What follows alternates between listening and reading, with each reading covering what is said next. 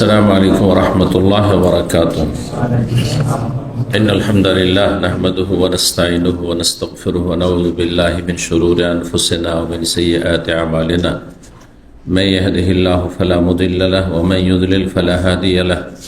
وأشهد أن لا إله إلا الله وحده لا شريك له وأشهد أن محمدا عبده ورسوله صلى الله تعالى عليه وعلى آله وصحبه وسلم تسليما كثيرا. أما بعد، فقد قال الإمام البخاري رحمه الله تعالى: باب التلبينة. قال حدثني يحيى بن بكير قال حدثنا الليث عن عقيل عن ابن شهاب عن عروة عن عائشة زوج النبي صلى الله عليه وسلم أنها كانت إذا مات الميت من أهلها فاجتمع لذلك النساء ثم تفرقن إلا أهلها وخاصتها أمرت ببرمة من تلبينة فطبخت ثم صنع ثريد فصبت التلبينة عليها ثم قالت: كلنا منها فإني سمعت رسول الله صلى الله عليه وسلم يقول: التلبينة مجمة لفؤاد المريض تذهب ببعض الحزن.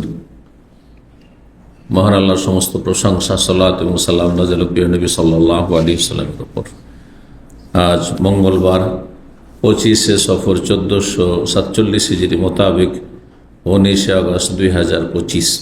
আমাদের ধারাবাহিক আলোচনা সহিহুল বুখারীর খাবার বা খাদ্য সংক্রান্ত পর্ব নম্বর 5। ইমাম বুখারীর এই খাবারের পর্বের অধ্যায় নম্বর 24। অধ্যায় হচ্ছে বাবু তালবিনা। ইমাম বুখারী রাহিমাহুল্লাহ বলছেন এই অধ্যায় হচ্ছে তালবিনা নামক খাবার। তালবিনা নামক খাবার বা স্যুপ, সহজ ভাষায় এটি একটি স্যুপ, বিশেষ একটি স্যুপ। স্যুপ বুঝেন তো? কে পছন্দ করে? অল্প লোক, অনেকে আছে সুবহানাল্লাহ, মানে অভ্যস্ত, স্যুপ জীবনে খায়নি হয়তো। এত সুন্দর স্যুপ থাকে আর ও খায় না, বুঝছেন না? তো যাই হোক, সব কিছু অভ্যাসের বিষয়, উপকারী জিনিস। তো তালবিনা নামক স্যুপ তৈরি করা এবং খাওয়া এর শরীয়তে বিধান কি? অসুবিধা নেই। আসল হচ্ছে যে জায়েজ। যদি হারামের কোনো কিছু না থাকে তো আসল হচ্ছে যে আল্লাহর নিয়ামত যেগুলি পাক পবিত্র সেগুলি খাওয়া জায়েজ। এবং এই তালবিনার বিশেষ স্যুপ কিভাবে তৈরি হইতো তার ব্যাখ্যা। তালবিনা ভাষ্যকাররা বলেছেন যে সেটি যবের আটা এবং তার ভুসি, মানে ভুসি সহ আটা, যেটা বুর চোকাওয়ালা আটা, চোকাওয়ালা আটা, কারণ ওটা বেশি উপকারী, ওতে ফাইবার বেশি রয়েছে। এমনি জব উপকারী, গমের চাইতে বেশি, চাউলের চাইতে বেশি। আর তারপরে ওতে যদি আবার ভুসি থাকে, চোকা থাকে, চোকা সহ, তাহলে সেটা আরো বেশি উপকারী। তো এক ধরনের স্যুপ যেটা তৈরি করা হতো কি দিয়ে?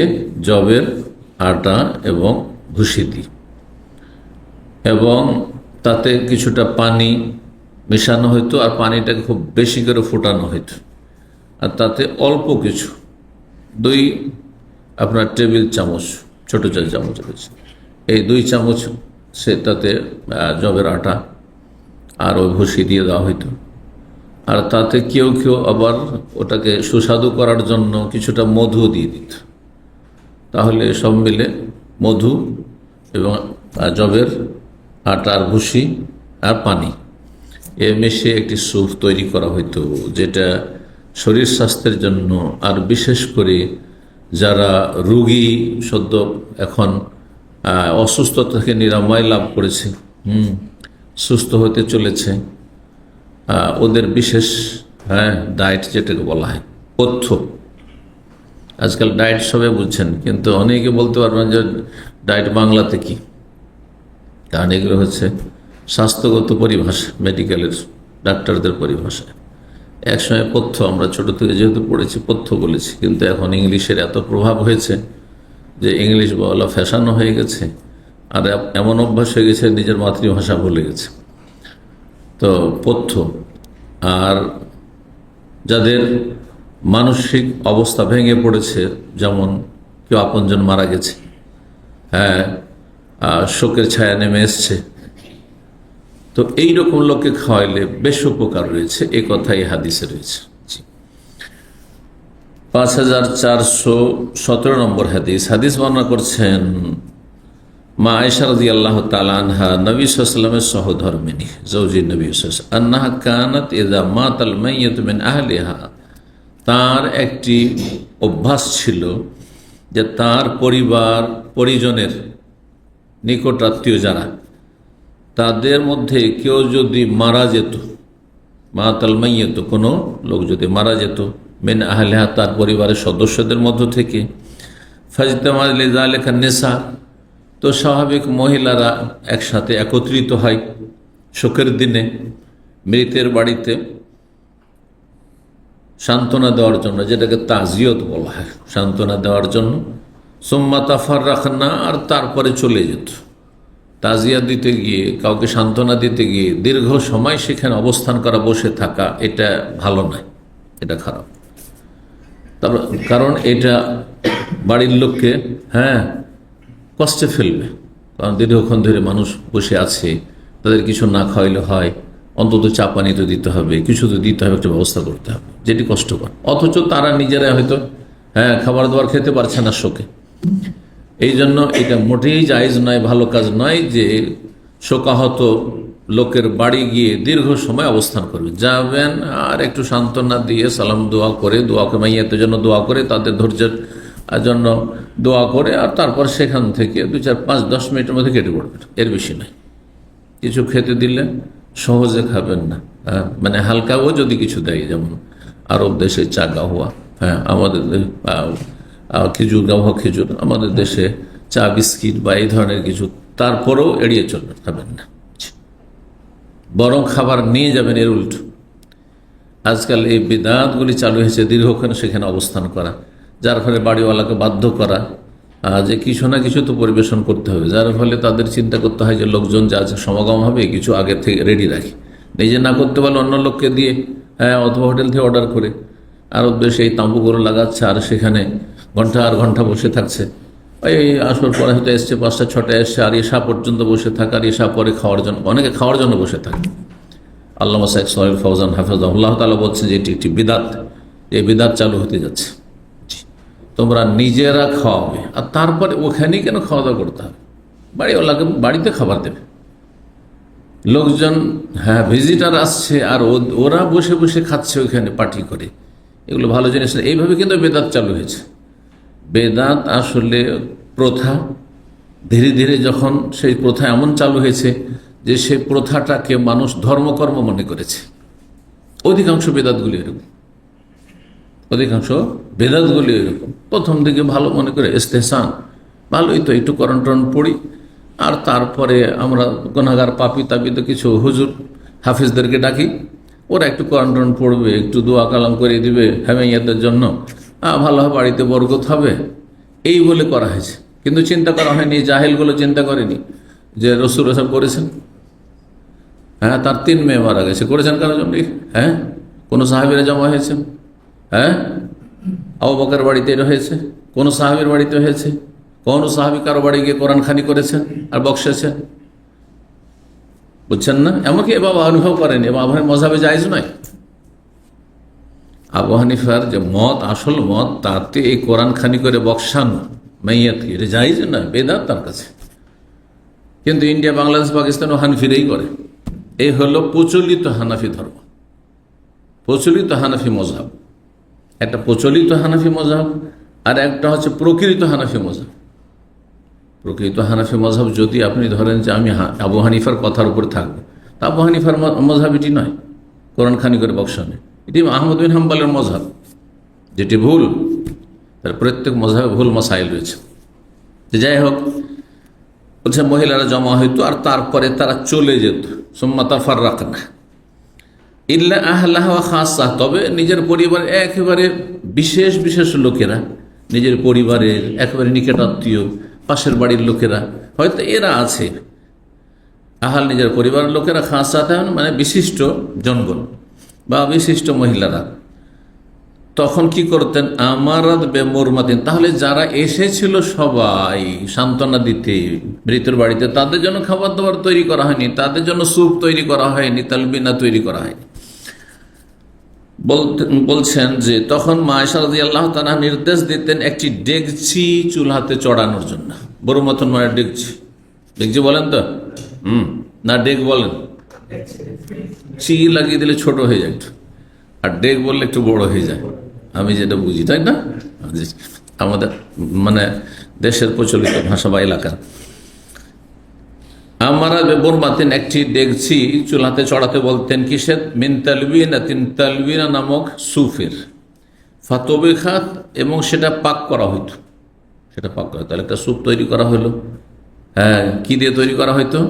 যবের আটা, ভুসি, আর তাতে কিছুটা পানি, হ্যাঁ, গরম করা হয়তো, ফুটানো হয়তো, আর তাতে ছেড়ে দেওয়া হয়তো আটাগুলি, আর তারপরে একটু হালুয়ার মতো হয়ে গেছে, ওতে একটু মিষ্টি করার জন্য ওতে একটু মধু দিয়ে দেওয়া হলো। সুম্মা সোনিয়া সারিদুন, তারপরে সারিদ নামক খাবার তৈরি করা হতো। সারিদ খাবার কাকে বলে? খুব প্রসিদ্ধ সেই যুগে ছিল, এই জন্য আয়েশা রাদিয়াল্লাহু তাআলা আনহার ফজিলত, হ্যাঁ, এই উম্মতের নারীদের ওপর কাফাদুল সারিদ আলা সাইরিত্তম, যেমন সারিদের শ্রেষ্ঠত্ব, হ্যাঁ, গুরুত্ব মানুষ খুব পছন্দ করে সমস্ত খাবারের ওপর, সমস্ত খাবারের ওপর। এক এক যুগে এক এক খাবার প্রাধান্য পায়, এক নম্বর সিরিয়ালে চলে আসে। তো ওই যুগে এক নম্বর সিরিয়ালে সারিদের খানা ছিল। সারিদ খানা কি ছিল? রুটি, সেগুলো রুটি আছে, রুটিগুলোকে ভেঙে দিল টুকরো টুকরো করে, ছোট ছোট করে ভেঙে দেওয়া হলো, আর ভেঙে দেওয়ার পরে গোস্ত পাকানো হলো। গোস্তটা যখন সিদ্ধ হলো তখন সেই রুটিগুলো তাতে ছেড়ে দেওয়া হলো, সেটাও তাতে একটু হালকা পাক হয়ে গেল। এক কথায় রুটি, টুকরো রুটি, হ্যাঁ, বা ভাঙা রুটি, আর তার সাথে গোস্ত আর ঝোল মিক্স করে, হ্যাঁ, তৈরি করা, এটির নাম ছিল সারিদ। এই খাবার আমি খেয়েছি আরবদের বাড়িতে, আরবদের গ্রাম অঞ্চলে আল কাসেমে খেয়েছি, এখনো তৈরি হয়নি। একদিন সাহারিতে এক পুলিশ খুব বন্ধু ছিল, মদিনাতে পাশ করার পরে যখন দাওয়াতি কাজে লাগে 1994 দিকে, তো ও বললো যে চলে আমাদের এলাকায়, আমাদের বাড়ি মরুভূমিতে গ্রামে, হ্যাঁ, 50 কিলোমিটার রোড থেকে, সেখানে নিয়ে যাবে। নিয়ে গেল, তারপরে শ্বশুর বাড়ি একটু বাজার টাইপের হয়ে আছে, কিন্তু সেটাও গ্রাম, তখন সেগুলো এখনও গ্রাম ওষুধ। তো সেখানে গেলাম, আমরা জানি সাহারি মানে আমাদেরকে ভাত টাত খেতে হবে। তখন কল্পনা ছিল যে রুটি খেয়েও রোজা রাখা, এটা অভ্যাস ছিল না। একসময় 94 ভাত খেতে হবে, আজান হইতে চলে যাচ্ছে, সময় চলে যাচ্ছে, খাবারই নিয়ে আসে না। যখন 15 মিনিট বাকি, তখন খেজুর আর কাহওয়া নিয়ে এলো। চিন্তা করলাম যে এটি আমার আজকে জীবনের প্রথম কি সাহারি। সুতরাং আমি তো, ওরা একটা দুটা খেজুর খাচ্ছে, গাহওয়া খাচ্ছে, আমি 7টা খেজুর বা তার বেশি করে ফেলেছি। তখন যৌবনকাল, আমি দেখছি এই খেজুর খেয়ে আমাকে সাজিয়ে থাকতে হবে। তো খেজুর খাওয়া হয়ে গেছে, আর আজানে মাত্র 5-7 মিনিট হয়তো আছে, তখন ওই সারিদ খাবার নিয়ে এসছে। আর ওরা তো খুব বেশি খাচ্ছে, আর খুব ভালো করেই খাচ্ছে, মজা নিয়ে খাচ্ছে। আমার জীবনের প্রথম, যেমনটা বলে অভ্যাস না থাকলে যেটা হয়। তারপরও খেলাম কষ্ট করে একটু এই সারিদ খাবার। তো বলছেন যে সারিদ তৈরি করা হলো, তাহলে সারিদ তৈরি হলো, এদিকে স্যুপ তৈরি হয়েছে তালবিনা, ফাসুব্বাতে তালবিনা তো আলাইহা, তারপরে তালবিনার স্যুপ সেই সারিদের ওপর ঢেলে দেওয়া হলো। যেমন ভাত খাচ্ছেন, তরকারি দিচ্ছেন, ওতে ডাল ঢেলে দিচ্ছেন, হ্যাঁ, করছেন না ডাল খাও। এক এক এলাকা এক এক রকম তরিকা, কোনো কোনো এলাকা আছে প্রত্যেকটা তরকারি আলাদা আলাদা খাচ্ছেন, শেষখানে ডাল।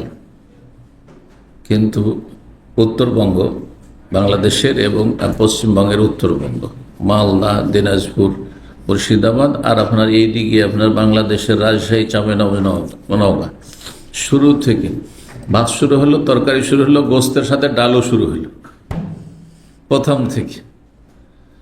দেশে গেলে অনেক সময় ওদের উঠিয়ে দেওয়া অভ্যাস আছে, আর আমি এটা পছন্দ করি না। তো কারণ আমার রুচি যেটা, সেটা অন্যের রুচি নয়।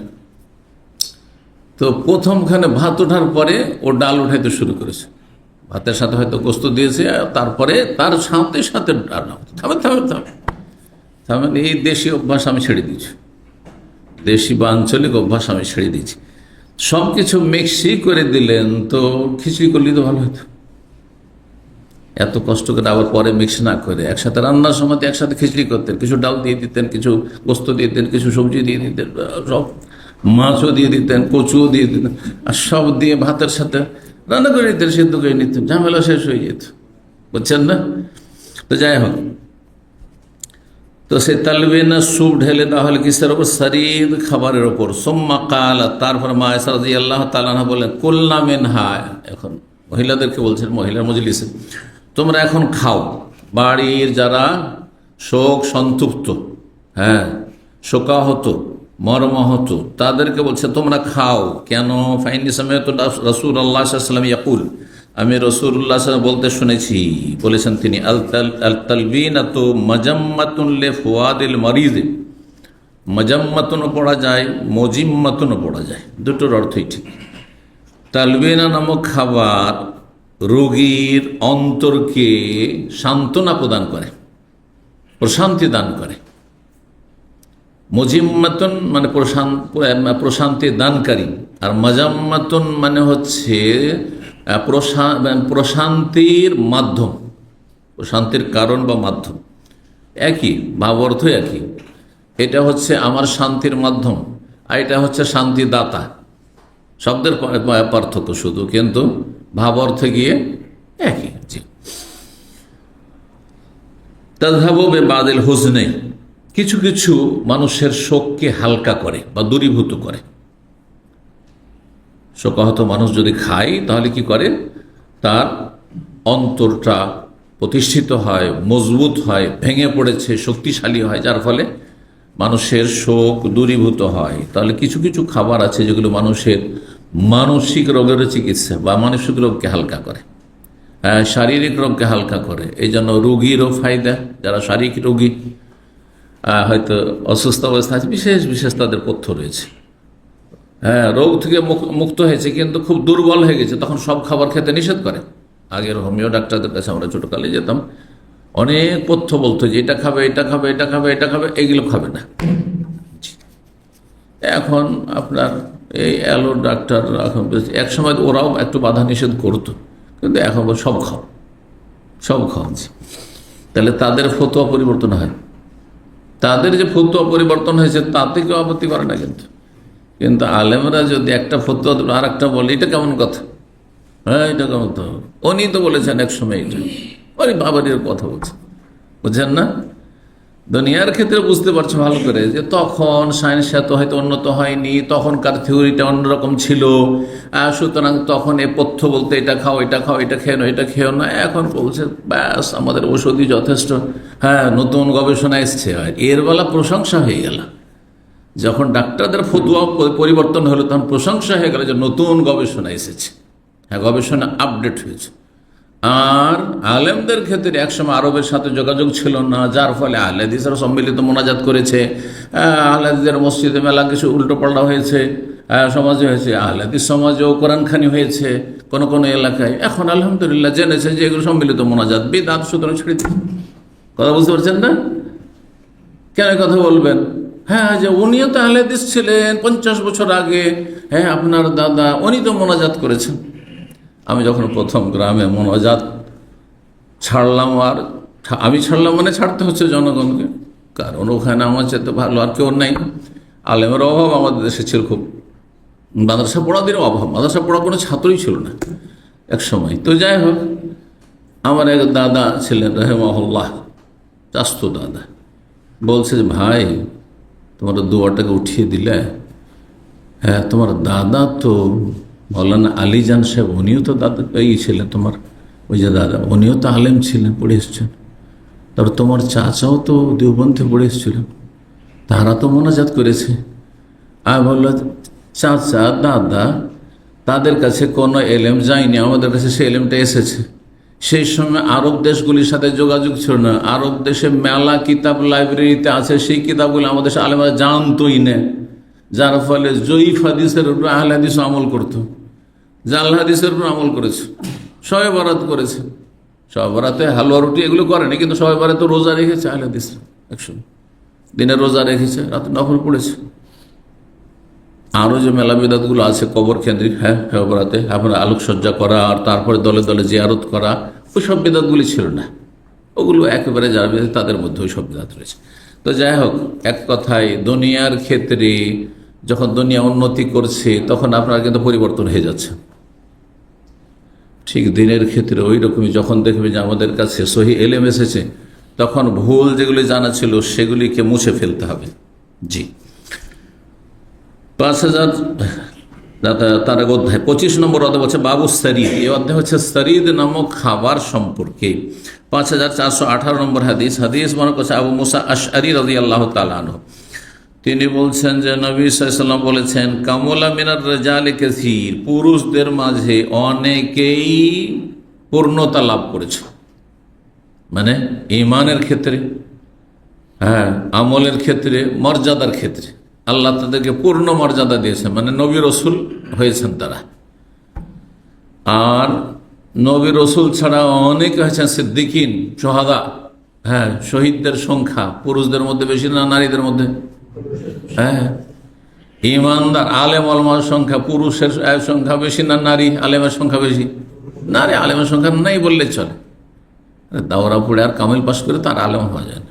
দক্ষ আলেম যে হাদিসের কিতাব পড়াইতে পারবে, যে আরবি বিভিন্ন সাবজেক্টগুলি সম্পর্কে দক্ষ, এইরকম মহিলা আলেম পাওয়াই মুশকিল।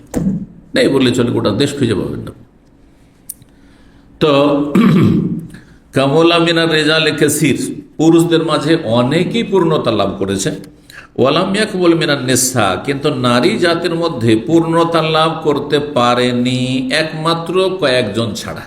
ইল্লা মারিয়াম বিনতে ইমরান, একমাত্র ইমরানের কন্যা মারিয়াম আলাইহিস সালাম, ঈসা আলাইহিস সালামের মা। ও আসিয়া ইমরাতু ফিরআউন, এবং ফিরআউনের স্ত্রী আসিয়া। ও ফজল ও আয়েশা, আয়েশা রাদিয়াল্লাহু তাআলা, অন্য রিওয়ায়াতে খাদিজার কথাও রয়েছে। তো খাদিজা, আয়েশা, মারিয়াম, আসিয়া, এরা পূর্ণতা লাভ করেছে নারীদের মাঝে, হাতে গোনা। এই জন্য বলছেন ফজল আয়েশা তাআলা নেসা, নারী জাতির ওপর আয়েশা রাদিয়াল্লাহু তাআলা আনহার শ্রেষ্ঠত্ব ফজিলত হচ্ছে কাফাদলিস সরিদ আলা সাইরি তম, যেমন সরিদ খাবারের শ্রেষ্ঠত্ব রয়েছে সমস্ত খাবারের উপর। সেই যুগে সব খাবারের সবচাইতে উন্নত মানের খাবার ছিল সরিদের খাবার। সরিদ খাবার শুনলেন তো? গোস্ত, গোস্ত রান্না করা আর তাতে রুটি ভেঙে ভেঙে দিয়ে দিয়ে পাক করা, এই খাবার ছিল সবচেয়ে উত্তম খাবার। 5419 নম্বর হাদিস। কেউ কেউ এখান থেকে বিভ্রান্তির শিকার হয়েছে যে পূর্ণতা লাভ করেছে কয়েকজন নারী, নাম এলো কার? মারিয়াম আর আসিয়ার, তাই না? আর আয়েশা রাদিয়াল্লাহু আলাদা করে ফজিলত বয়ান করা সারিদের মতো, তার সাথে তুলনা করা, তাকে তুলনা করা সারিদের সাথে তুলনা করা হয় না। কেউ কেউ এখানে বিভ্রান্ত হয়েছে যে মারিয়ামও নবী ছিলেন আর আসিয়াও নবী ছিলেন, কিন্তু এটি তাদের মূর্খতা। না, শুধু নবী হওয়া, রসুল হওয়া মানে সবচেয়ে পূর্ণ পরিপূর্ণতা। এরকম পূর্ণতা কোনো নারী লাভ করেনি, অর্থাৎ মানব জাতির ইতিহাসে কোনো মহিলা নবী আল্লাহ পাঠাননি, কোনো মহিলা নবী পাঠাননি, কোনো দলিল নেই। কিন্তু তারপরে তো স্তর আছে। আল্লাহ রাব্বুল আলামিন কোরআন কারীমে এই স্তর সূরা নিসা বর্ণনা করেছেন, ওমাইয়ুতি আল্লাহর রাসূল ফাউলাইকা মাআল্লাযিনা আনআমাল্লাহু আলাইহিম মিনান নাবিয়িনা, তারপরে সিদ্দিকিন, আবু বকর সিদ্দিক, ওমর, উসমান, আলী। আবু বকর শহীদ হননি, বিছানায় মারা গেছেন, বুঝা গেছে না? আর এরকম মেলা সাহাবা আছেন যারা বিছানায় মারা গেছেন। খালিদ বিন ওয়ালিদ বিছানায় মারা গেছেন, কিন্তু তারা শহীদ না হইলেও তারা কি সিদ্দিক? মহাসত্যবাদী, মহাসত্যবাদী। আম্বিয়া রসুলগণের পরে আল্লাহ তাদের স্তর বলেছেন। এবং প্রত্যেক উম্মতে যারা আম্বিয়া রসুলগণের ঘনিষ্ঠ সাথী সঙ্গী, যাদের অবদান, যাদের কোরবানি ইসলাম ইমানের ক্ষেত্রে এবং ইসলাম প্রচার প্রসারের ক্ষেত্রে, মানুষকে জাহান্নামের রাস্তা থেকে উদ্ধার করার ক্ষেত্রে যাদের অগ্রণী ভূমিকা ছিল, কিন্তু তার নবী রসুল ছিলেন সিদ্দিক। যে কোনো প্রতিকূল অবস্থায় তাদের ইমানে কোনো দুর্বলতা আসেনি। সোহাদার দুটি তাফসীর ওলামা, হয়তো সিদ্দিকের মর্যাদা পৌঁছতে পারেনি, কিন্তু সিদ্দিক আলেমও এবং ইয়াকিনের ক্ষেত্রেও অগ্রগামী, হ্যাঁ, ইমানের ক্ষেত্রেও অগ্রগামী, আমলের ক্ষেত্রে অগ্রগামী। আর ওলামা সোহাদা, ওলামা এবং সোহাদা যারা আল্লাহ রাস্তায় শহীদ হয়েছেন, জি, দুটোই তাফসীর। কারণ আল্লাহ কোরআনে কারীমে সোহাদা মানে সাক্ষ্য প্রদানকারী হয়। সোহাদা শহীদের বহু বচন। শহীদ মানে আল্লাহ রাস্তার শহীদ হয়, আর শহীদ মানে সাক্ষী হয়। এই জন্য কালেমা শাহাদাত বলছেন, আশহাদু আল্লাহ বলছেন না, ওখানে তো শহীদ যে সাক্ষী দেয় তাকে শহীদ বলা হয় বা শাহিদ বলা হয়। তো ওলামারা নবী রসুলের পরে প্রথম আল্লাহর একত্বের সাক্ষ্য প্রদান করেছেন। সূরা আলে ইমরান আল্লাহ বলেছেন, শাহিদ আল্লাহু আন্নাহু লা ইলাহা ইল্লাহু ওয়াল মালাইকাতু, আল্লাহ স্বয়ং সাক্ষী দিচ্ছেন যে আল্লাহ এক, ফেরেশতা সব সাক্ষী দিচ্ছেন, ওয়া উলুল ইলমি কাইমান বিল কিসত, এবং এলেমওয়ালারা, আলেমরা আগে সাক্ষী দিবে, কারণ আর তারা জানছে কোরআন এবং হাদিসের কথা, আল্লাহর ওহীর কথা। জি জি, তো সোহাদা হয়ে গেল, সোহাদার তাহলে দুটো ব্যাখ্যা হয়ে গেল। তারপরে সলেহীন মানে জনসাধারণ, কিন্তু মুত্তাকি পরহেজগার, কোনো কাবিরা গুনাহ জীবনে হয়নি তাদের দ্বারা, আর যদি ভুল হয় সাথে সাথে তওবা করেছে, ইস্তেগফার করেছে, আর ক্লিন হয়ে গেছে, তারা সলেহীন। তাহলে মুসলিম সমাজের যাদের বেশি এলেম নাই, শুধু নিজের আমল করার সমান আছে, কাউকে দিনের দাওয়াত দেওয়ার ক্ষমতা নেই, কিন্তু নিজে ভালো মানুষ, হ্যাঁ, তাদের একটা স্তর আছে, মর্যাদা আছে। তো মারিয়াম আর আসিয়া তারা নবী ছিলেন না, বরং তারা নবী ছাড়া যে উচ্চ মর্যাদা লাভ করা হয়, হ্যাঁ, তাদের দলে শামিল ছিলেন। জি, 5419 নম্বর হাদিস বর্ণনা করছেন আনাস রাদিয়াল্লাহু তাআলা আনহু। তিনি বলছেন, নবী সাল্লাল্লাহু আলাইহি ওয়াসাল্লাম বলেছেন, ফাযলু আয়েশা তাআলা নিসা, নারী জাতির ওপর আয়েশা রাদিয়াল্লাহু তাআলার ফজিলত ওই রকমই কাফাজিলিস সারিদ আলা সাইর, যেমন সারিদ খাবারের ফজিলত রয়েছে অন্যান্য যাবতীয় খাবার উপর। সায়ের মানে সমস্ত, সায়ের মানে যাবতীয়, সায়ের মানে অবশিষ্ট, এগুলো অর্থ হয়। 5420 নম্বর হাদিস বর্ণনা করেছেন আনাস রাদিয়াল্লাহু তাআলা আনহু বলছেন, দাখালতু মা'আন নবী আলা গোলামিন লাহু খাইয়াত, নবী সাল্লাল্লাহু আলাইহি ওয়াসাল্লামের সাথে একদিন এক টেলার এক গোলামের বাড়িতে প্রবেশ করলাম, ঘরে প্রবেশ করলাম। আলা গোলামিন খাইয়াতিন লাহু, এই গোলাম নবী সাল্লাল্লাহু আলাইহি ওয়াসাল্লামের গোলাম ছিল। নবী সাল্লাল্লাহু আলাইহি ওয়াসাল্লাম, গোলাম মানে বালক হয়, গোলাম মানে দাসও হয় আরবিতে। আমাদের ভাষায় বাংলা উর্দুতে গোলাম কাকে বলে? দাসকে বলে, চাকরকে বলে। আমি কি তোর গোলাম, তোর বাপের গোলাম বলছে না? তো বালকের অর্থ বলে না, কিন্তু কিসের অর্থ বলছে? চাকর। জি হ্যাঁ, তো এই জন্য বলেন গোলামের দুটো অর্থ হয়, আরবিতে দুটো অর্থ হয়, কিন্তু এখানে যেমন কিসের অর্থ হইলে এখানে কিন্তু চাকরের অর্থ রয়েছে, মানে দাসের অর্থ রয়েছে, কিন্তু গোলাম মানে বালক। নবী সাল্লাল্লাহু আলাইহি ওয়াসাল্লাম বলেছে, ইউরাশশু মিন বাউলিল গোলাম ওয়ায়ুনযাহু মিন বাউলিল জারিয়া, যদি দুধ পানকারী, হ্যাঁ, বালক কি করে, পেশাব করে দেয় কাপড়ে, তাহলে পানি ছিটিয়ে দেওয়া যথেষ্ট। তাই না? গোলাম মানে যদি চাকর নেন, তো চাকর যদি পেশাব করে দেয় তো পানি ছিটিয়ে দিয়ে চলবে? সাবালক চাকর বা 2 বছরের বেশি বয়স হয়ে গেছে চলবে? তার এখানে গোলাম মানে হচ্ছে, হ্যাঁ, ওই এমন বালক যে দুধ পানের অবস্থায় রয়েছে, যার মূল খাদ্য এখন বা প্রধান খাদ্য হচ্ছে দুধ।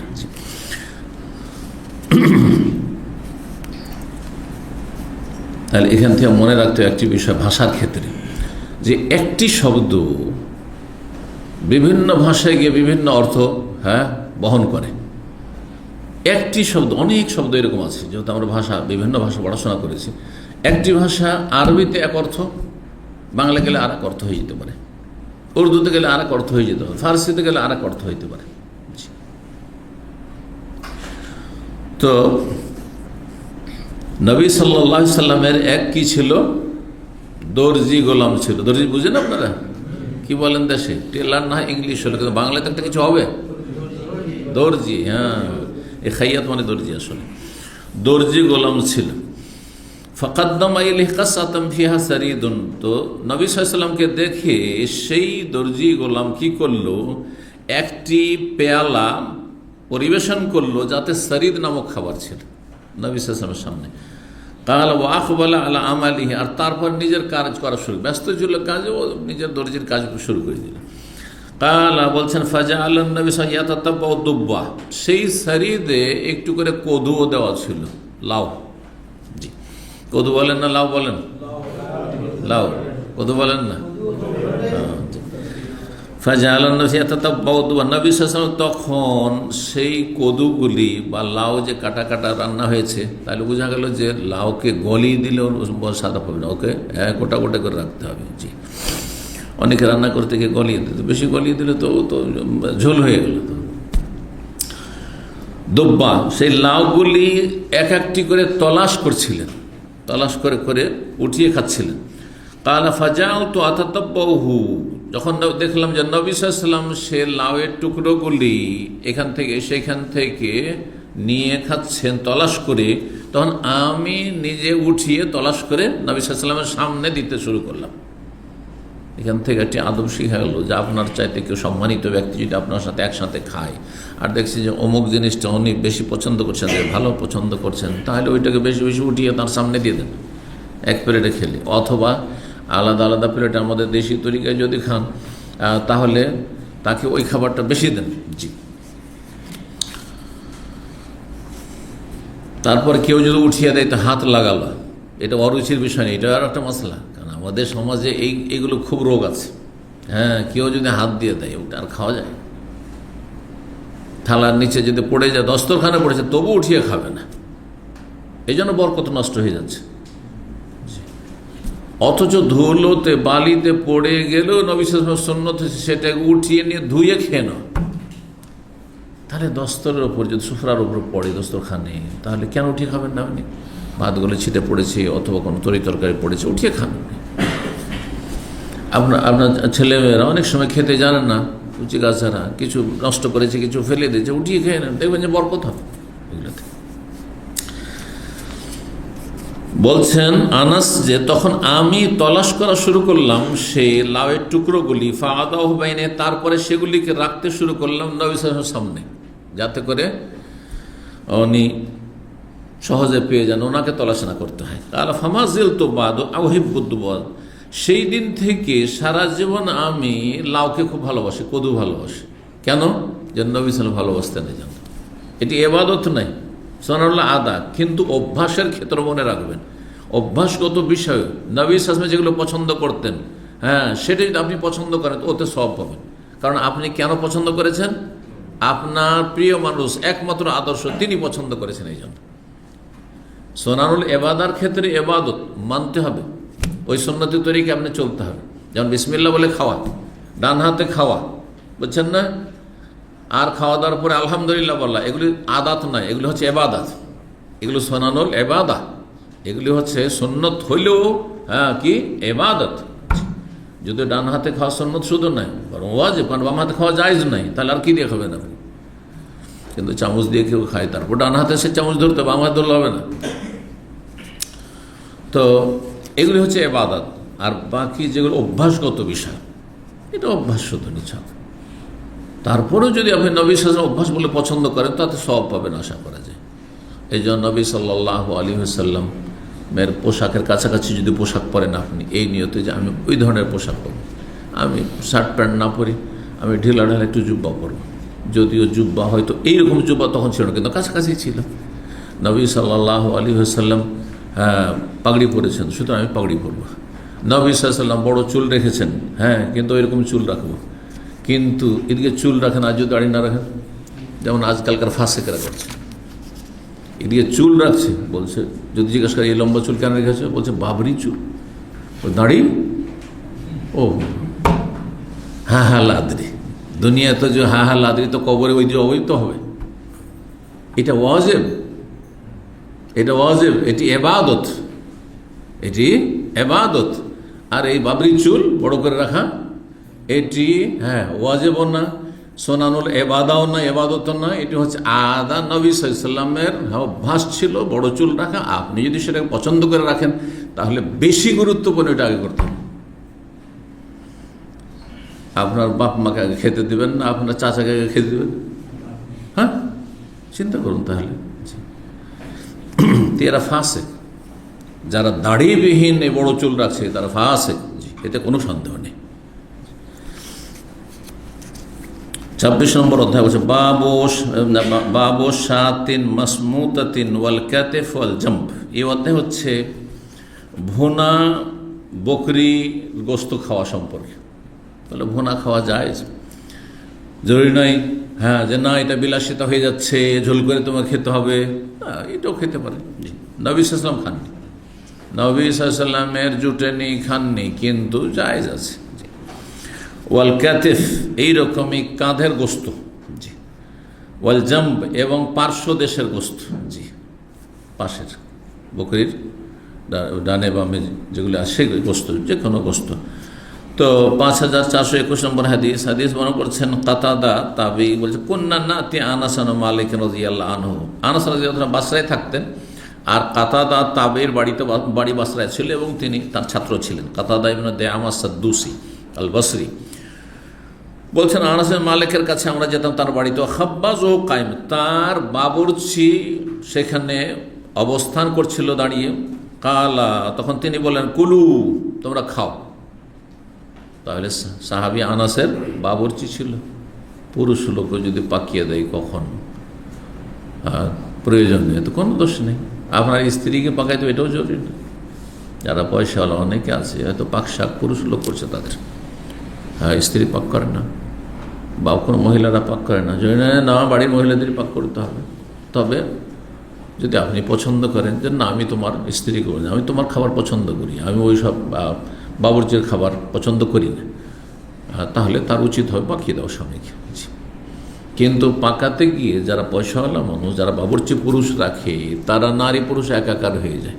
এদিকে বাবুর্চি পাক শাক করছে, আর ওখানে তার স্ত্রী গিয়ে গাইডলাইন দিচ্ছে, এটা কর, এটা কর, এটা করো, এটা করিও না। এগুলো হারাম, জায়েজ না, একাকার হয়ে যাওয়া, যে নারী পুরুষ হারাম। কালা কুলু, খাও তোমরা। ফামা আলামুন নবী সাল্লাল্লাহু আলাইহি ওয়াসাল্লাম, খেতে বললেন তাদেরকে যারা গিয়েছিলেন।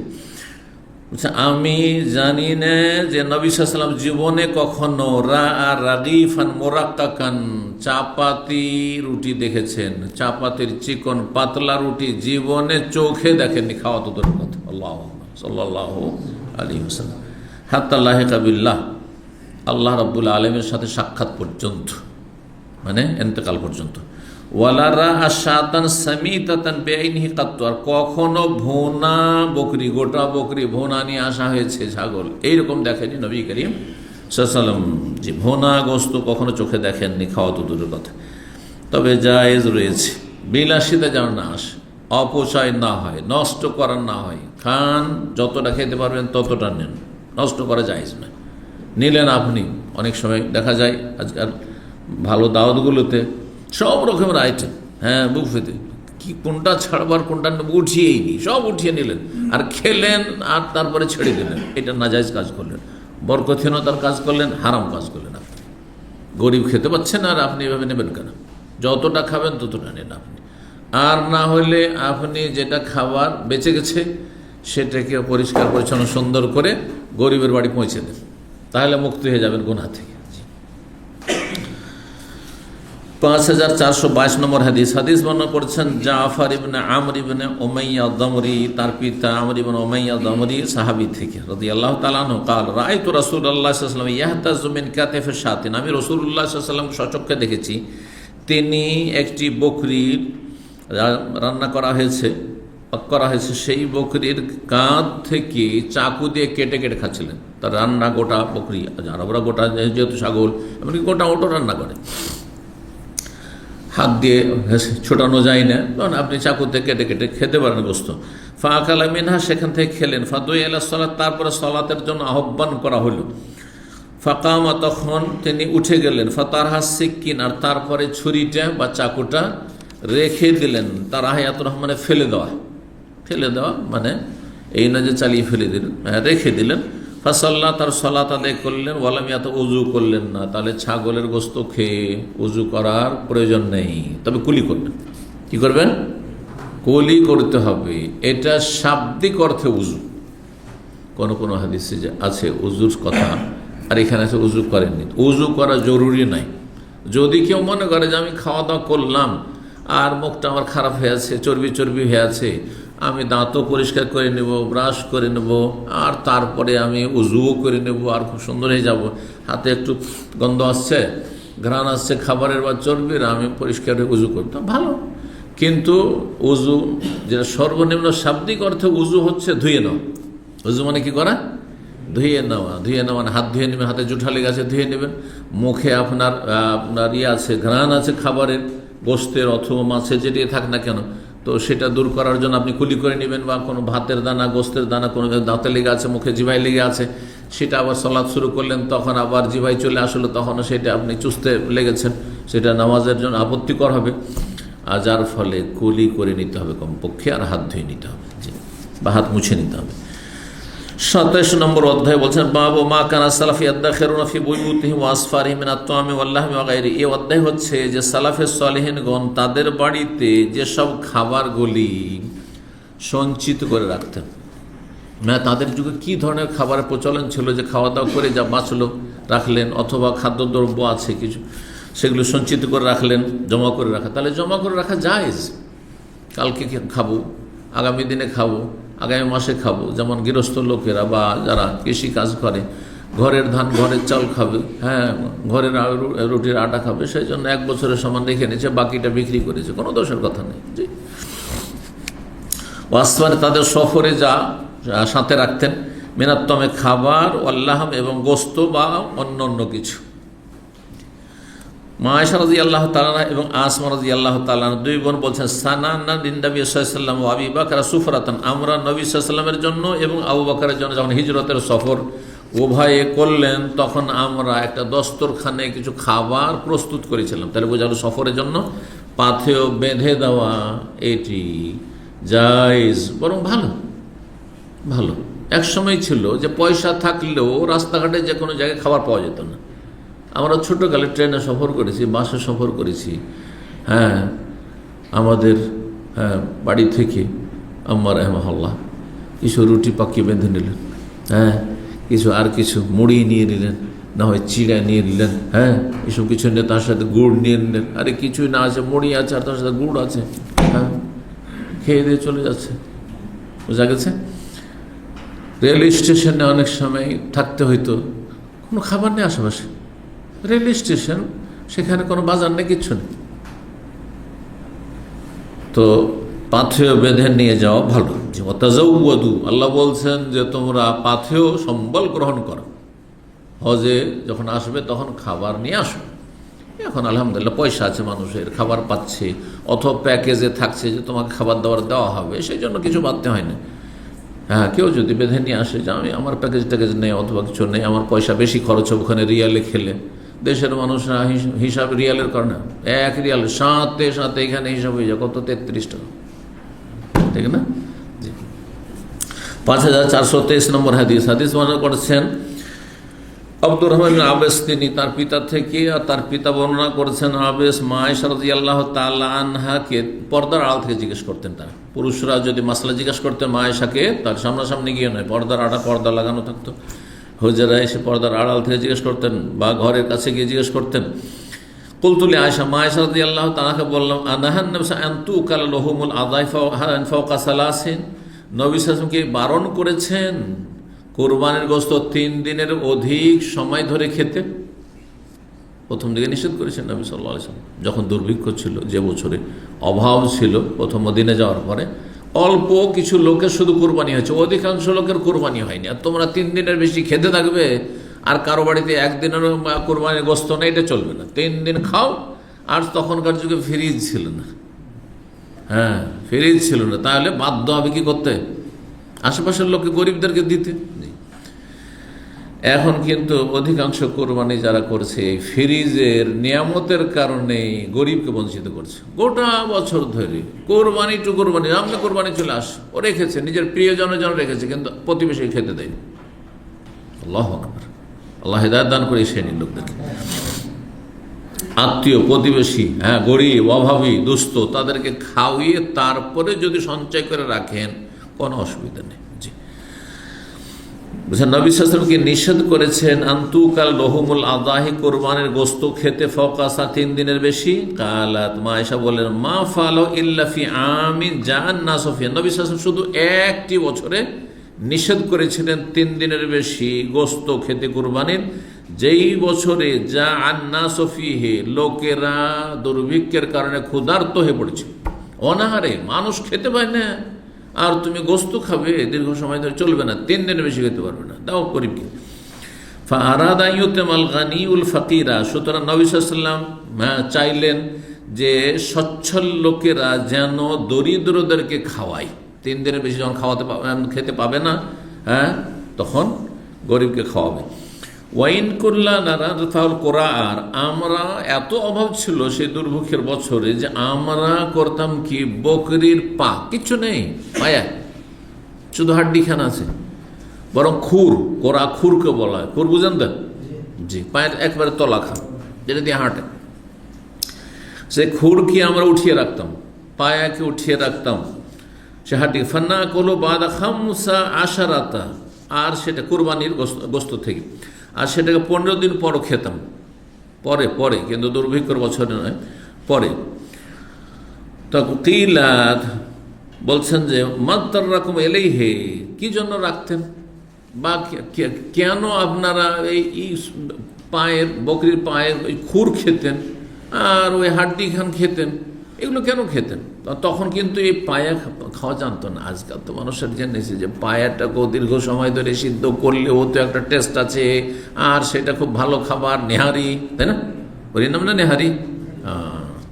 নিহারি নাম কোত্থেকে আসলো? দেখি আপনাদের কতটা ভাষাগত জ্ঞান আছে। নিহারি নাম কোত্থেকে আসলো? কেন নিহারি বলা হয় পায়াকে?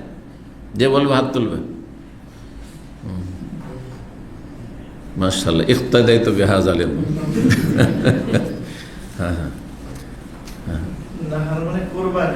না না, হইল না, ছোট হাত দিয়ে। নাহার মানে দিন, নাহার মানে কি? দিন। আর দিন শুরু হয় মানুষের বাসি পেট দিয়ে শুরু হয় না? তো বাসি পেট যা খাওয়া হয় সেটার নাম একসময় পড়ে গেল উর্দু ভাষায় নাহারি, আর ওইটাকে বাংলা গিয়ে ওইটাকে কি করলো, একটু নেহারি করে দিল। এখন উর্দু ভাষীরা কি বলে, এ পায়াকে নাহারি বলে। এটা আরবি থেকে এসছে, নাহার থেকে, মানে নাহার দিন শুরু হচ্ছে সকালবেলা, বাসি পেটে আছেন, খেয়ে না খেয়ে, রাত্রে খেয়েছেন বা খাননি অভাবের কারণে না খেয়ে আছেন, আর বাসি পেট যে ভাঙলেন, আপনি ব্রেকফাস্ট করলেন, বুঝতে পারছেন না? এই যে দিনের সূচনা হইল এই খাবার দিয়ে, আর সাধারণত এই পায়া ওই সকালবেলাই খায়। জি, রাত্রে এতে হেভি পায়া খেয়ে যদি ঘুমান তাহলে বিপদ।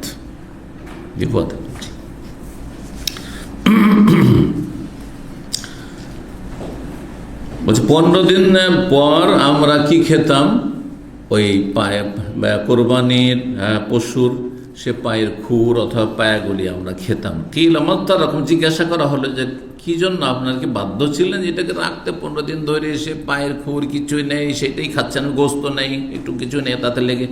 ফাজাহেকাত মা আয়েশা রাদিয়াল্লাহু তাআলা আনহা, তখনকার যুগে যখন তিনি বর্ণনা করছেন তখন মানুষরা সচ্ছল হয়ে গেছে, অভাব দূর হয়ে গেছে, খাবার দাবারের কোনো অভাব নেই, অঢেল ধন সম্পদ তখন এই বিষয়ে বানু উমাইয়ার আমলে, মুআবিয়া রাদিয়াল্লাহু তাআলা আমলে। তো হেসে দিলেন তিনি। অভাবের কথা মনে যদি হয় কখনো হাসি আসে।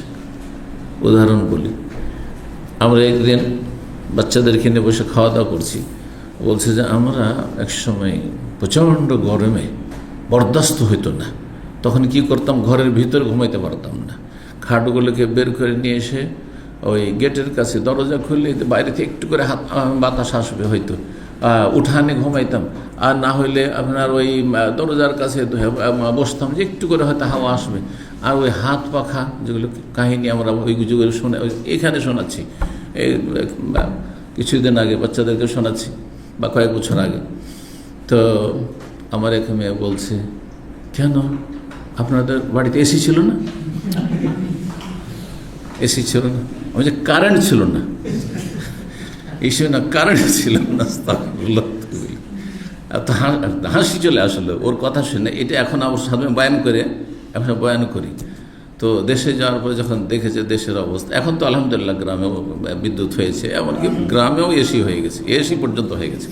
তো যাই হোক, সুবহানাল্লাহ, অনেক সময় দুঃখের হাসি হয়, সুখের হাসি সবসময় নেই, কিছু হয় কষ্টের হাসি হয়, কখনো কষ্টের কথা শুনে।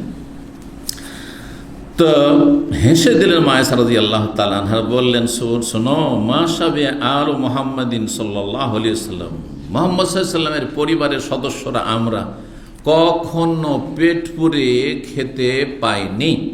মিন খুবজিন বুররিন, গমের রুটি, মাদুমিন, তরকারি সহ, সালাসাতা ইয়ামিন, একাধারে 3 দিন, পরপর 3 দিন গমের রুটিও আছে আর সবজিও আছে। মাদুম, গোস্ত নাই, সবজি আছে, সবজি দিয়ে কোনোদিন পাইনি। বরং এমনি রুটিও পাইনি। যদি একদিন হয়েছে তারপর দিন কিছুই নেই, আছে শুধু খেজুর আর পানি, বা ওটাও নেই হয়তো। জি,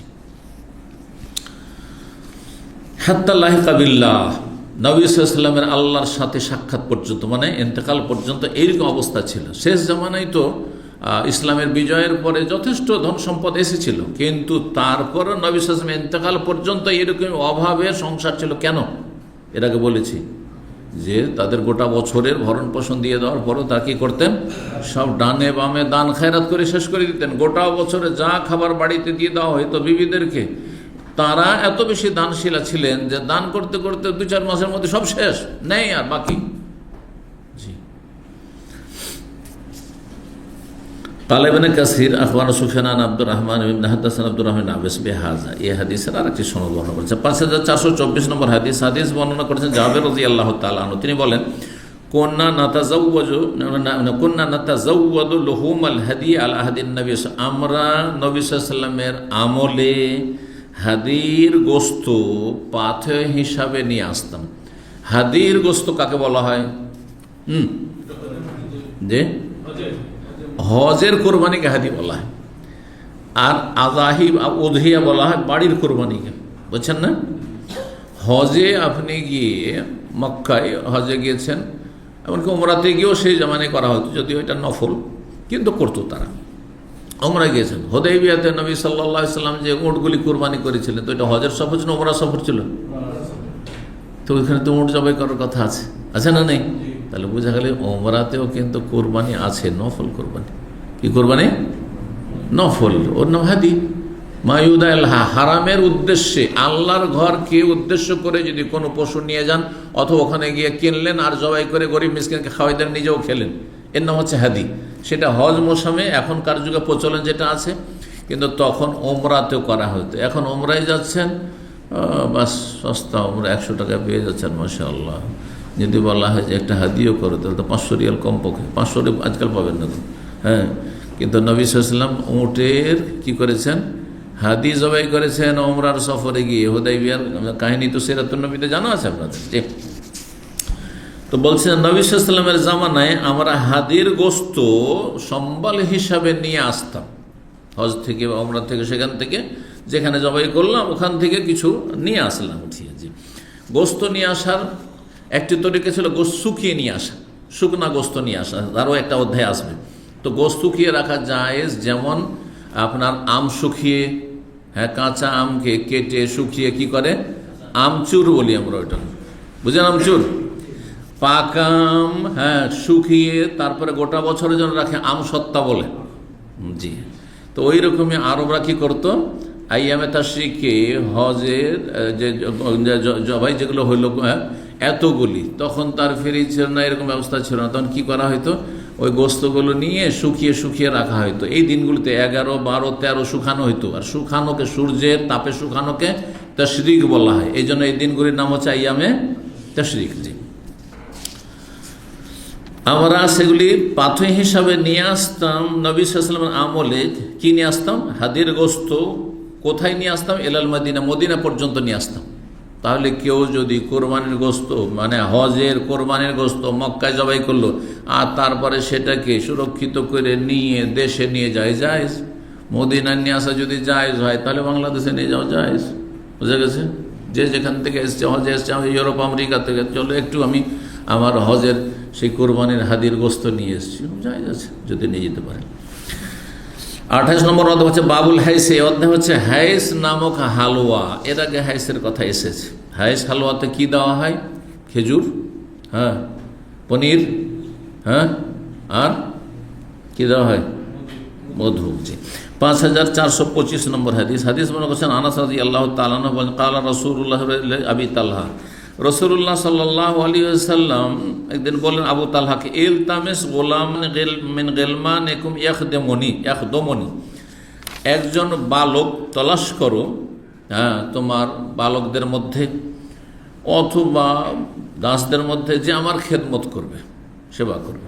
তাহলে কাউকে খেদমতের জন্য কারো যদি প্রয়োজন হয়, খেদমতের জন্য কাজের ছেলে রাখা জায়েজ, মহিলা কাজের মেয়ে যদি রাখে জায়েজ, কিন্তু সেটা বিলাসিতার পর্যায়ে না পৌঁছে। একজন যথেষ্ট, আপনি 5 জন 7 জন রেখেছেন, এখন 2 জন 3 জন 4 জন রেখেছেন, অনর্থ বিলাস। কিন্তু আল্লাহ যদি নিয়ামত দেয় আর যদি রাখেন তো জায়েজ রয়েছে। ফাখরাজা বি আবু তালহা বলছেন যে আনাস বলছেন আমাকে নিয়ে তখন আবু তালহা গেলেন, আবু তালহা নিয়ে গেলেন ইউরদেফনি ওয়ারাহু, তার বাহনের পেছনে বসিয়ে। আবু তালহার কে? স্ত্রীর ছেলে, নিজের আপন ছেলে নয়, কিন্তু তার মাকে বিয়ে করেছে, উম্মে সালাম বিয়ে করেছে আবু তালহা আনসারী। ফাকুনতু আখদুম রাসূলুল্লাহ, আমি রাসূলুল্লাহ সাল্লাল্লাহু আলাইহি ওয়াসাল্লামের খেদমত করছি। তাহলে বোঝা গেল এখানে বালক, একজন বালক, কারণ বালককে যদি নাবালক ছেলে হয় তাকে হুকুম করতে লজ্জা পাবেন না, কিন্তু আপনি একজন বড় মানুষকে যদি রাখেন তো হুকুম করতে অনেক সময় লজ্জা পাবেন, ঠিক কিনা? জি, এই জন্য দেখা যায় আজকাল অফিসগুলোতে টি বয় অল্প বয়সের লোক রাখা হয়। এখন একজন মুরব্বী যদি 40 বছর 50 বছর মুরব্বী থাকে, তো তাকে বলা যে তুমি চা নিয়ে এসো, তো এইটা নিয়ে এসো, নাস্তা নিয়ে এসো, বলাটাই খুব কঠিন।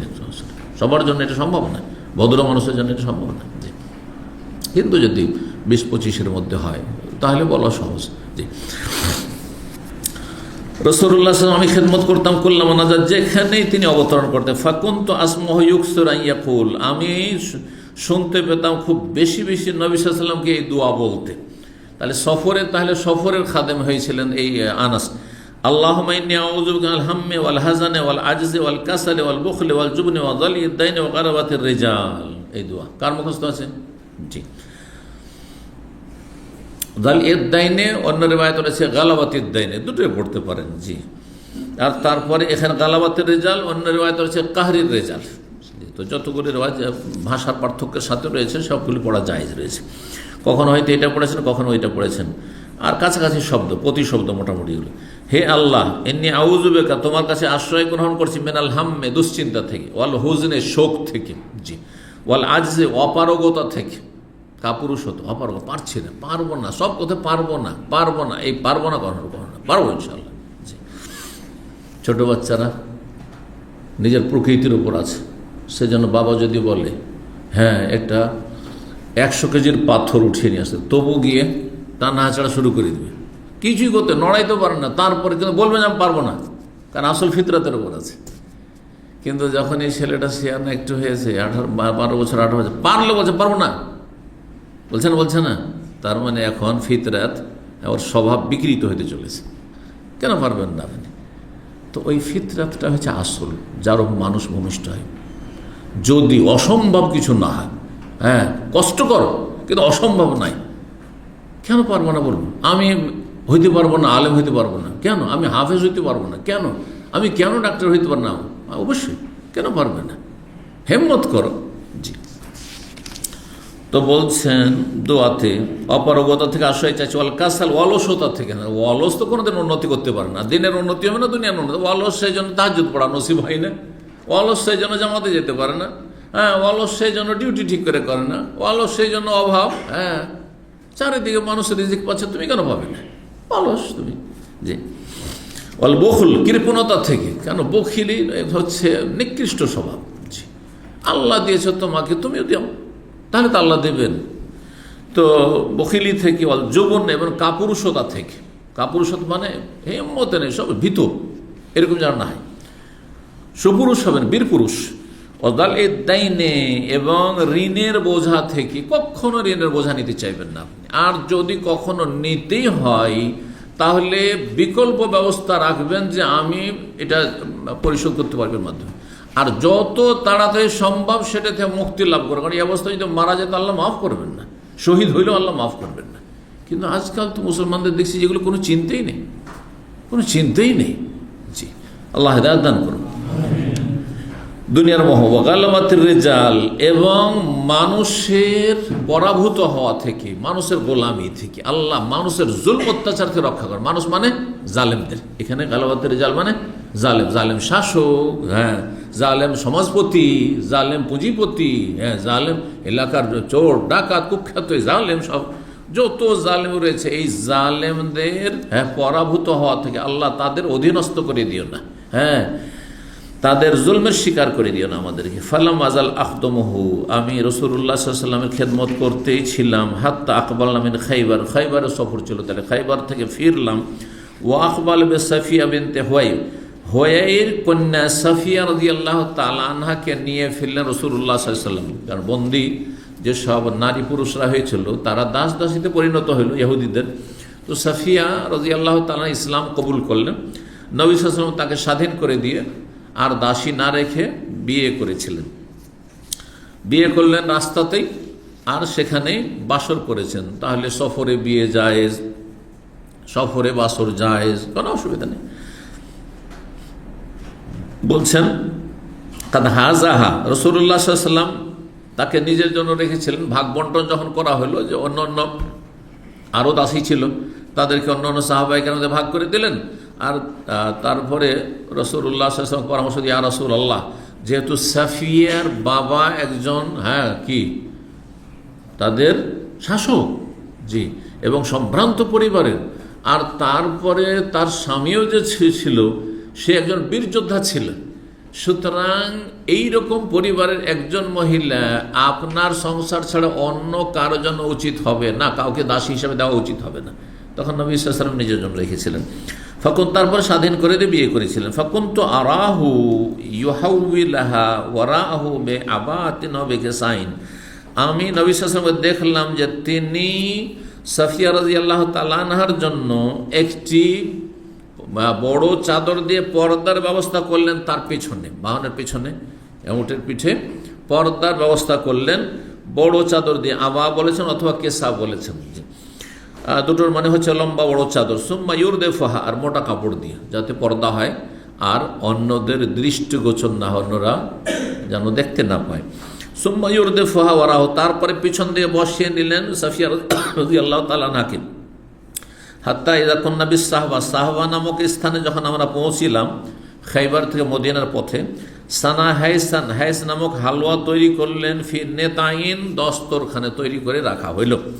সুম্মা আরসালে, তারপরে আমাকে পাঠালেন দাওয়াত দেওয়ার জন্য। ফাদাওয়াত রিজাল, বেশ কিছু নাম ধরে বলে দিলেন যে অমুক অমুক অমুক লোকদেরকে দাওয়াত দিয়ে নিয়ে আসো।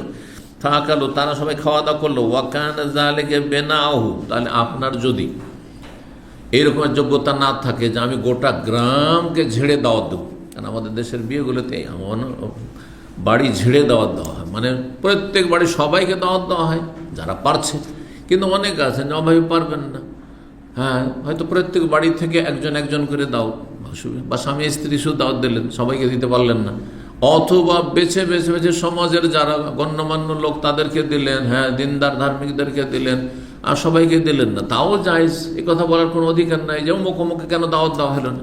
যার যেমন জুটেছে সে দিয়েছে। নবী সাল্লাল্লাহু আলাইহি ওয়াসাল্লাম নাম ধরে দিয়েছেন অমুক অমুক অমুকে নিয়ে এসো, কারণ খাবার অল্প ছিল, অল্প ছিল, আর তাও সাধারণ খাবার। তারা খাওয়া দাওয়া করলেন। ওয়াকানা যালিকা বিনাহু বিহা, এটি ছিল নবী সাল্লাল্লাহু আলাইহি ওয়াসাল্লাম বাসর, হ্যাঁ, তার সাথে সফরে, হ্যাঁ, খাইবার থেকে মদিনা আসার পথে, আর এই হাইস নামক হালুয়ার ওলিমার মাধ্যমে বাসরের রাতে বা বাসরের দিনেই ওলিমা করা সুন্নাত, জি, বাসরের আগেখানে অথবা বাসরের সকালবেলা, জি। সুম্মা আখবালা, তারপরে চলতে শুরু করলেন। আখবালা মানে রওনা দিলেন। হাত্তা ইযা বাদা লাহু উহুদ, উহুদ পাহাড় যখন দেখতে পাওয়া গেল, নবী সাল্লাল্লাহু আলাইহি ওয়াসাল্লাম এখন মদিনার কাছাকাছি চলে এসেছেন, উহুদ পাহাড় প্রথম নজরে এসেছেন দূর থেকে, আপনার মদিনা থেকে উত্তর দিক থেকে প্রবেশ করলে উহুদ পাহাড় প্রথম নজরে আসবে। তখন বললেন রাসূলুল্লাহ, হাযা জাবালুন ইউহিব্বুনা ওয়া নাহিব্বু, এই পর্বতটি এমন একটি পর্বত যে পর্বত আমাদেরকে ভালোবাসে আর আমরাও এই পর্বতকে ভালোবাসি। এ দ্বারা কি বোঝা গেল? নবী সাল্লাল্লাহু আলাইহি ওয়াসাল্লাম রূপক অর্থে বলেছেন না, তাহলে বোঝা গেল যে গাছপালা, পাথর, উদ্ভিদ যা কিছু রয়েছে, জড় পদার্থ, সব কিছুতে আল্লাহ এরকম বৈশিষ্ট্য রেখেছেন যে বিশেষ বিশেষ হ্যাঁ, গুণের মানুষদেরকে ভালোবাসে। হ্যাঁ, মুমিনদেরকে আল্লাহর জমিনের সব কিছুই ভালোবাসে। ভালোবাসার ধরন আলাদা, ভালোবাসার ধরন মানুষের মধ্যে ভালোবাসার ধরন আলাদা আলাদা। স্বামী স্ত্রীকে ভালোবাসে, স্ত্রী স্বামীকে ভালোবাসে, তার একটা বিশেষ ধরন আছে, ঠিক না? মা বাবাকে ছেলেমেয়েরা ভালোবাসে, ছেলে মেয়েদেরকে মা বাবা ভালোবাসে, তার একটা বিশেষ ধরন আছে। হ্যাঁ, ছোটদের ভালোবাসা হচ্ছে মায়া মমতার ভালোবাসা, বড়দের ভালোবাসা হচ্ছে শ্রদ্ধা সম্মানের ভালোবাসা, হক আদায়ের ভালোবাসা, ঠিক না? আচ্ছা, তারপরে আত্মীয় স্বজনের ভালোবাসা, জি। তারপরে আপনার কচিকার ছেলে মেয়েদের ক্ষেত্রে বয়স এক এক বয়সে এক এক রকমের ভালোবাসে। প্রত্যেকটা ছেলে মেয়েকে ভালোবাসে, কিন্তু যেসব ছেলে সাবালক হয়ে গেছে অথবা মেয়ে বিয়ে শাদী দিয়েছেন, তার ভালোবাসার ধরনটা অন্যরকম হয়ে গেছে। হ্যাঁ, কিন্তু আপনার 5 বছর 7 বছরের মেয়েকে, ওইভাবে বিবাহিত মেয়েকে যেমন দূরে রেখেছে, বছরকে বছর দেখা শেখাতে হয় না, পারবেন থাকতে, তাহলে তার ভালোবাসা আলাদা। তাহলে মানুষের মধ্যে ভালোবাসার ভিন্নতা রয়েছে। ঠিক ওই রকমই জড় পদার্থ যা কিছু আছে, গাছপালা আছে, সব কিছু ভালোবাসে, মহব্বত করে। যে যত বেশি ইমানদার মানুষ হবে, যত ভালো মানুষ হবে, তত বেশি তাদের ভালোবাসা পাবে, সেসবের ভালোবাসা পাবে। এর দলিল কোরআনে কারিমে রয়েছে, সূরা দুখান। ফিরআউন এবং ফিরআউনের সেনাবাহিনী জালেমদেরকে যখন ধ্বংস করা হইল, আল্লাহ বলছে ফামা বাকাত আলাইহিমুস সামা ওয়াল আরদ, আকাশ জমিন এইসব জালেমদের ধ্বংসে তাদের উপর কোনো রকম কান্না করেনি। এটা এমনি বলেছেন, তাহলে বোঝা গেল যে জালেমরা মারা গেলে আকাশ জমিন সবকিছু খুশি হয়, গাছপালা খুশি হয়, পাথর খুশি হয়, পাহাড় পর্বত খুশি হয়, বাড়িঘর খুশি হয়, রাস্তাঘাট খুশি হয়, দাদা বোঝা গেছে, গবাদি পশু খুশি হয়। আর ভালো মানুষ মারা গেলে যখন কান্না করেনি জালেমদের হ্যাঁ ধ্বংসে, তাহলে বোঝা গেল যে কান্না করে, তাহলে ভালো মানুষের দুনিয়া থেকে চলে যাওয়াই বোঝা যায় না। এটাকে বলা হয় নেগেটিভ অর্থ, নেগেটিভ মিনিং, বুঝেন না? আপনি খারাপ মানুষ না, মানে কি ভালো মানুষ, জি, নেগেটিভ অর্থ, জি।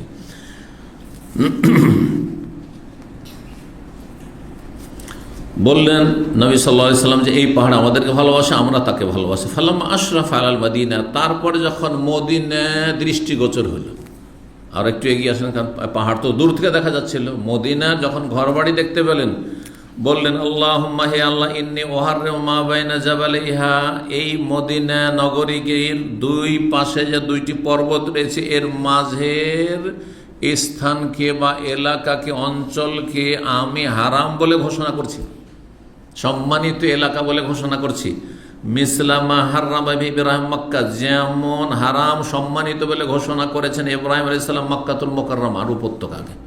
মক্কায় হারামের এরিয়া আছে না, কোনো দিকে 19-20 কিলোমিটার, 25 কিলোমিটার গেছে, কোনো দিকে 5 কিলোমিটার, 6 মিনিট, সবচেয়ে কাছাকাছি তানিম মসজিদ আয়েশা, এই দিকে আপনার আরাফার দিকে অনেক দূর পর্যন্ত, মুজদালিফাও হারামের এরিয়ার মধ্যে পড়ছে। যেভাবে তো যেমন ইব্রাহিম আলাইহিস সালাম ঘোষণা করেছেন মক্কা হারামের এরিয়া, তেমনি মদিনার হারামের এলাকা ঘোষণা করেছেন রাসূলুল্লাহ সাল্লাল্লাহু আলাইহি ওয়াসাল্লাম। হারাম করেছি তো রসুল হারাম করেছেন, ইব্রাহিম আলাইহিস সালাম হারাম করেছেন, তাদের জবানের মাধ্যমে, তাদের মাধ্যমে আল্লাহ হারাম করেছেন, এটি হচ্ছে উদ্দেশ্য।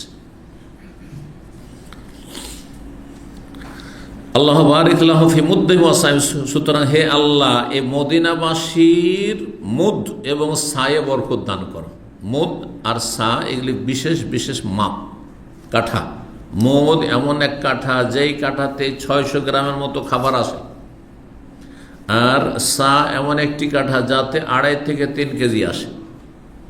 আল্লাহ এদের মাপের যেগুলিও পাত্র রয়েছে, সেগুলিতে বরকত দাও। মাপের পাত্রে বরকত দাও মানে কি, যা মাপা হবে তাতে বরকত। হ্যাঁ, খেজুরে বরকত দাও, এদের গমে বরকত দাও, এদের জবে বরকত দাও, এদের খাদ্যদ্রব্যে বরকত দাও।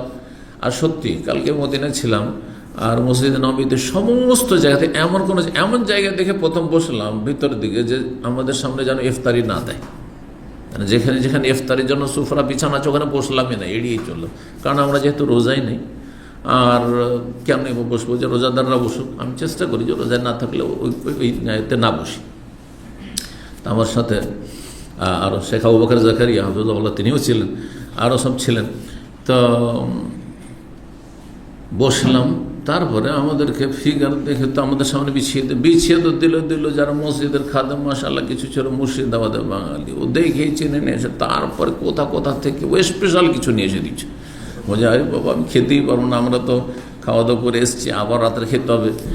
তো যাই হোক বসলাম, সামনে পড়িয়ে গেল, তখন কি করা যাবে, তো অন্তত এক দুটো তো খেজুর খেতে হবে, একটু খেজুর খেলাম ব্যাস। আর বাকি খাবারগুলো ডানে বামে দিয়ে দিলাম। দেখছি যেগুলো বাইরে থেকে এসছে এদের হোটেলে খাবারটা কাজে লাগবে, আমাদের তো কাজে লাগবে না, তো তাদেরকে দিয়ে দিলাম। যাই হোক সুবহানাল্লাহ। হ্যাঁ, তো সেখানেই বলছিলাম যে সুবহানাল্লাহ, মদিনায় যে বরকত রয়েছে মক্কার চাইতে বেশি বরকত রয়েছে। মক্কায় নেকি বেশি সালাতের, কিন্তু বরকতের দিক দিয়ে মদিনা বেশি। এর একটা দিক হচ্ছে, লক্ষণীয় দিক হচ্ছে যে মসজিদে নববীতে সোমবার আর কালকে সোমবার যেহেতু ছিল, সোমবার আর বৃহস্পতিবার কোনো জায়গায় ইফতারি ছাড়া পাবেন না। মসজিদে যেখানে বসেন না কেন, এই যে এমন জায়গায় বসলাম যে এখানে যেন ইফতারি নাই, কিন্তু চলে আসলো, কোনো জায়গায় খালি নাই, সব জায়গায় ইফতারি আর ইফতারি। খান আর নাই, এখানে জবরদস্তি রেখে দিচ্ছে, খান না খান। কিন্তু মক্কাতে এমনও হয়েছে যে কোনো জায়গায় রোজা অবস্থায় যে বসে আর ইফতারি নেই, শেষে অন্য দিক থেকে কেউ হয়তো নিয়ে এসে দিল, অথবা নিজেই ব্যবস্থা করতে হলো, এরকম পরিস্থিতি অনেক সময় হয়। জি, তো মদিনার বরকত পরীক্ষিত, কিন্তু নেকির ক্ষেত্রে কোথায় 1 লাখ আর কোথায় 1000, এটা মনে রাখতে হবে। বেদাতীদের সমস্ত গজল কিসের? সোনার মদিনার। এই কথাটা ওই আলোচনাতে বললাম, বরকতের বিষয়টি যেহেতু আলোচনা উঠলো, ডানে বামে ভাইরা সব অনেকে আছে, কিছু ছাত্র ভাইরা আছে শুনছে, মদিনার আছে, বাইরে থেকে আসছে, বাংলাদেশ থেকে আসছে, বিভিন্ন দেশ থেকে। তো যাই হোক, আমি বললাম যে জীবনে একটি গজল শুনেছেন, অনেকে বেদাতি ঘরানারও ছিল ডানে বামে, তো ওদেরকে শুনে আরো বলছে যে জীবনে একটি গজল শুনেছেন সোনার মক্কা। সোনার মদিনার গজল তো আমরাও মুখস্থ করেছি, কিন্তু সোনার মক্কা বলে একটি গজল আছে বাংলার জমিনে কোথাও খুঁজে পাবেন না। অথচ সেখানে 1 লাখ নাকি এক নামাজ পড়লে, আর এখানে হচ্ছে 1000। এন্তেকালের ক্ষেত্রে মদিনার ফজিলত বেশি, রুজির ক্ষেত্রে মদিনার বরকত বেশি, কিন্তু নেকির ক্ষেত্রে মক্কার ফজিলত বেশি। কথাটি মনে রাখবেন, মনে থাকবে। জি, সারা জীবন ইবাদত করেন মক্কায়, যদি মারা যেতে পারেন মদিনাতে ফজিলত বেশি। নবী সাল্লাল্লাহু আলাইহি ওয়াসাল্লাম কুনতু লাহু শাফিয়ান আও শাহিদান ইয়াউমাল কিয়ামা, আমি সাক্ষী হব বা সুপারিশকারী হব। জি, কিন্তু নামাজের ফজিলত কোথায় 1000, কোথায় 100,000। 100 কত গুণ হইল? 100 গুণ হলো না? জি, 1 লক্ষ মানে 100 গুণ। জি,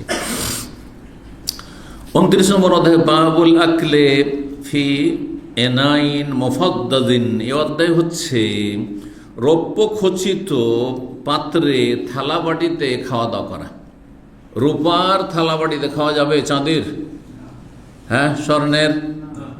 চাঁদির পুরুষের জন্য শুধু কি জায়েজ? আংটি শুধু জায়েজ, অন্য কোনো কিছু জায়েজ? চেন জায়েজ? তাহলে আমাদের দেশে বাচ্চাদের ওই যে কোমরে একসময় বিছা দিত, বিছা, আমাদের দেশে মশা বিছা বলে, কি বলে? বিছা। তারপরে গলায় আর কিছু দিয়ে দিল। হ্যাঁ, ওই বিশেষ করে নানির বাড়িতে, নানিদের এটাই যে আমার নাতিকে দিতে হবে। হ্যাঁ, এগুলো নাজায়েজ, কিন্তু ছেলে সন্তানকে দেওয়া যাবে না, দেওয়া যাবে না, হারাম। আপনি এখান থেকে হারামের অভ্যাস করাচ্ছেন, কি করে বরকত হবে জীবনে? এইগুলো যে কত নাজায়েজ কাজ আমাদের সমাজে একসময় হয়েছে, অজ্ঞতার কারণে, জাহালাতের কারণে।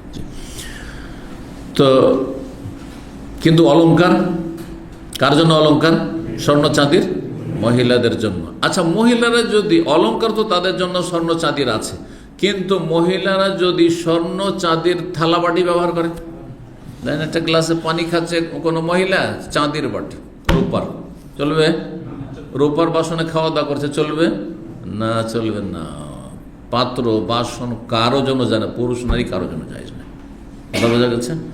কিন্তু বাটি হয়তো ধরেন আপনার পিতলের, হ্যাঁ, কাঁসার, এই সব কিছু আছে, অ্যালুমিনিয়াম, লোহা, আর কিছু যা আছে, কিন্তু ওতে কোনো জায়গাতে হ্যাঁ কি চড়ানো আছে?